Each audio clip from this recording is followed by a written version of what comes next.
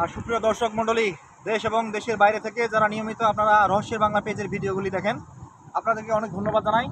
আজকে কিন্তু আপনাদেরকে নিয়ে আসছি কুয়াকাটা সেই লাল কাঁকড়ার চরে, এবং জাস্ট আমরা যখন সূর্য ওঠা যখন দেখতে আসি, ঠিক এই জায়গাটাতে আসলে আপনি সূর্য ওঠাটা সুন্দর করে দেখতে পাবেন। জাস্ট ঠিক এই কোনায় আপনার সূর্যটা উঠে, এবং খুব যেটা দেখা যায় যে সমুদ্রের এই দিকে যেহেতু আর পৃথিবীই নেই, সমুদ্রই শেষ।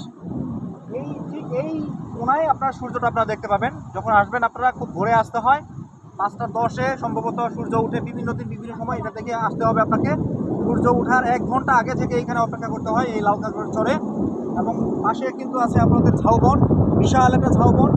এই যে লাল কাঁকড়ার চরের মাঝেই যখন আপনারা আসবেন, আপনারা কিন্তু প্রকৃতির যে লীলাময় দৃশ্য, এই দৃশ্যগুলি কিন্তু এই জায়গায় আপনারা দেখতে পাবেন।